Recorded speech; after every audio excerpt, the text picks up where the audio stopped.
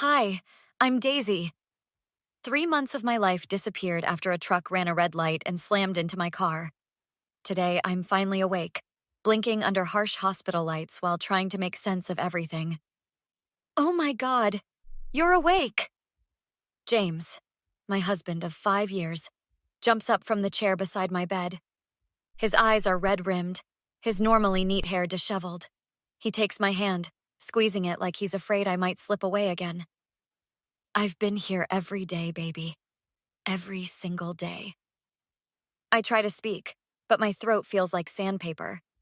James quickly offers me water through a straw. Don't strain yourself. Dr. Carter said it might take time. Speaking of the devil, a tall woman in a white coat enters, surprise lighting up her face. Well, look who decided to join us. I'm Dr. Carter, your neurologist. You've been through quite an ordeal, Daisy. How long? My voice sounds foreign, raspy. Just over 3 months. You sustained a significant head trauma, but your scans have been showing promising activity. 3 months? The reality hits me like another crash. You're extremely lucky. The team wasn't sure you'd... She glances at James, who looks away. What do you remember? Dr. Carter asks, checking my pupils with a penlight. The accident. Lights. Then nothing. That's a lie. I remember darkness, yes, but also voices. Especially James's voice when he thought I couldn't hear. That's normal. Though, interestingly, many coma patients report hearing conversations around them. The auditory function often remains intact even when consciousness doesn't. I feel James tense beside me. Really? I keep my voice neutral. Absolutely. That's why we always advise family members to speak to patients. You never know what's getting through. A knock interrupts us as Melissa, my best friend since college, peeks in. Holy shit, you're awake! She rushes over, tears streaming down her face. I knew you'd come back to us. Language, please, James says, his professional HR manager tone returning. Melissa rolls her eyes. She just woke up from a coma, James. I think we can skip the corporate speak. Before the accident, I was killing it as marketing director at Griffin Media. James and I met when his company became our client. He was charming, ambitious, everything I thought I wanted. The team misses you, Melissa says. That campaign you designed before the accident? Absolute gold. They're holding your position. Let's not overwhelm her, James suggests, patting my hand. His gentle tone, his concerned eyes. Anyone would think he's the perfect husband. But I remember the nights he sat beside me, thinking I couldn't hear. I don't know how much longer I can do this, Daisy. Emma keeps asking about you. It's getting harder to explain. Sometimes I wish you'd just... I look at him now, smiling weakly. I'm just happy to be back. If only he knew what I remember. If only he knew I heard everything. But he'll find out, soon enough. 2 weeks later, I'm sitting in our living room, pretending to struggle with a crossword puzzle while James hovers nearby like a concerned husband should. You need anything, babe? Tea? Another pillow? I'm good. You don't have to keep checking on me every 5 minutes. The doctor said you need rest and support. He kisses my forehead, his phone buzzing in his pocket. I should take this. Work stuff. As he steps onto the patio, I close my eyes, the hospital memories flooding back. James's voice, thinking I couldn't hear. I can't keep living like this, man. If she doesn't wake up soon, I'm basically married to a vegetable. Another night. Emma and I didn't plan this. It just happened. What am I supposed to do? Divorce my comatose wife? The doorbell interrupts my thoughts. My brother Robert lets himself in, carrying a grocery bag. Hey, sis. Brought some of that disgusting kombucha you like. My hero. I wait until James is deep in his call before whispering, I need to tell you something. What's with the cloak and dagger routine? James is cheating on me. Has been since before the accident? Robert's face hardens. That's a serious accusation, Daisy. While I was in the coma, he'd talk when he thought I couldn't hear. About some woman named Emma. About being stuck with me. You were unconscious. Maybe you dreamed it. Robert looks skeptical. Brain trauma can cause... It wasn't a dream. The neurologist said coma patients often hear everything. Even if that's true, it's your word against his. You need proof before blowing up your marriage. Later that night, while James showers, I check his phone. The passcode hasn't changed. Our anniversary. Rookie mistake. The texts to Emma make me physically ill. Miss you. Can't wait to see you tomorrow. Daisy's therapy appointment is at 2. Come over at 2:30.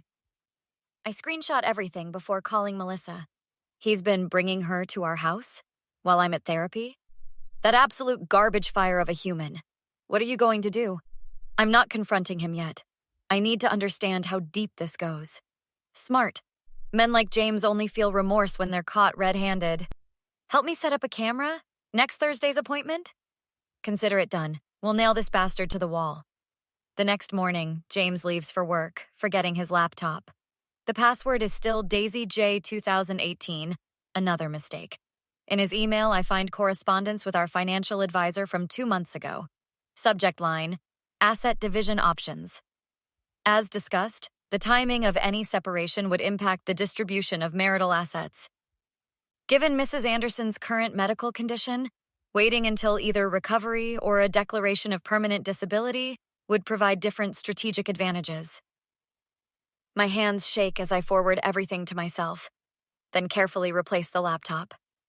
The caring husband act, the concerned touches, the gentle words. All while he was planning his escape with Emma. Well, James can have his strategic advantages. I'll have my revenge. I'm sorry, what were we talking about? I give James my most confused look over breakfast. The dinner party this weekend? To celebrate your recovery?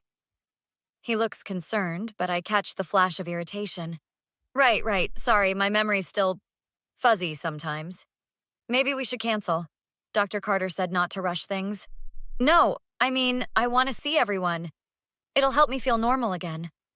Playing the memory card has been working perfectly. James thinks I'm struggling to piece together conversations, which gives me the perfect cover for my evidence gathering. The doorbell rings. James jumps up, looking nervous. That's probably Emma from work. She's dropping off some files. A slender woman with highlighted hair enters, her smile faltering when she sees me. Daisy, you look amazing. Almost like nothing happened. Thanks, Emma. James has told me so little about you. She glances at him, panic evident. Well, we only work together, nothing special to tell. How odd. I could have sworn I heard your name somewhere important. I tap my temple. Memory's still patchy, though. James practically pushes her toward the door. We'll catch up at the office. Thanks for dropping these off. After she leaves, I call my sister-in-law, Sandra. She was here? In your house? The absolute nerve? You should have seen James's face when I pretended not to remember her. Robert told me everything. I always thought something was off with James. I need your help, Sandra. I'm setting up cameras before my recovery celebration dinner. Count me in. What's the plan? That afternoon, Robert and Sandra help me plant tiny cameras in the living room and study while James is at work. These will upload straight to the cloud, Robert says, looking grim. I'm sorry I doubted you, sis. You needed proof. Now we've got it. But I need more. We could get him talking at the dinner, Sandra suggests. What if you pretend to have a memory breakthrough? Over the next few days, I casually mention to James that I'm remembering bits from the coma. His face goes pale every time. The night before the dinner, I catch him in the study on his phone. We need to be careful tomorrow. No, she doesn't remember anything concrete. Just stay calm at the dinner. It'll look suspicious if you don't come. Friday evening arrives. I'm wearing a blue dress James once said made me look almost as pretty as when we first met. Charming. Melissa arrives first, squeezing my hand. Everything ready? Perfect. James has no idea. Robert and Sandra come next, carrying a welcome back cake. Operation Karma is a go, Robert whispers. The doorbell rings again. James opens it to reveal Emma, looking uncomfortable. Let's get this party started, I say, smiling sweetly as James nearly drops his wine glass. Little does he know, everyone in this room has seen the evidence. Everyone except Emma, who's about to learn exactly what kind of man she's been sleeping with. I'd like to make a toast, I say, raising my glass as we all gather around our dining table. To second chances and clarity. James smiles nervously, while Emma stares at her plate. That's right, Clarity. It's amazing what you hear when people think you can't listen. I pull out my phone. Like this gem from my hospital room.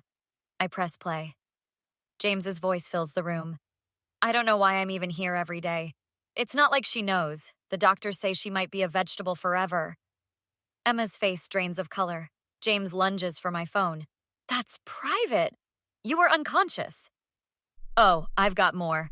How about this one? Once the insurance pays out, I can finally move on. Emma and I deserve a fresh start. You were in a coma, James shouts. You couldn't have heard that. But I did. Every word, including your plans to wait until I was declared disabled to get strategic advantages with our assets. Robert stands, placing a folder on the table. We've got copies of everything, James. The emails to your financial advisor, the texts to Emma, the changes to your will. You went through my private files? James looks outraged. No, you brought your mistress into our home while I was at therapy? I slam my hand on the table. Did you really think I wouldn't find out? Emma stands abruptly. You told me she knew. You said it was over between you two. He told you we were separated? I laugh bitterly. While I was fighting for my life, he was planning his escape. Daisy, please. James reaches for my hand. I can explain. I was under so much pressure. I pull away. Save it. The divorce papers are already filed. My lawyer has everything. You can't do this to me. James looks desperately around the room. My reputation, my job. Your job, Melissa interrupts. Griffin Media's board received quite an interesting email today. Seems your company's HR manager was engaged in a relationship with a subordinate. Against company policy, isn't it? James collapses into his chair. This will ruin me. You ruined yourself, Sandra says. Now get out. This is my house, too. Actually, Robert slides another document across the table. It's not. Remember that trust from Daisy's parents? The one you tried to access? Turns out the house was never in both your names. 3 months later, I'm sitting on my patio, sipping coffee with Melissa. The new campaign's taking off, she says. The team loves having you back. And James? Last I heard, he's working at some startup across town. Emma dumped him after the dinner. Apparently, she doesn't like being lied to either. And the medical bills? Covered by the settlement from the accident. You're solid. I watch the sun rise over my garden. The flowers James always complained about are blooming wildly. You know what the strangest part is? I'm actually grateful for that coma. It showed me exactly who everyone really is. To Clarity. Melissa raises her mug. And second chances, I add. On my terms this time. What would you do if you discovered someone's true feelings about you when they thought you couldn't hear? Would you confront them immediately, or set up an elaborate revenge like Daisy did? There's something powerful about knowing someone's unfiltered thoughts. But is public exposure ever justified? Share your thoughts in the comments. If you enjoyed this revenge story, please hit the like button and subscribe for more stories about standing up to toxic people. New videos every week where karma finds its way back to those who deserve it.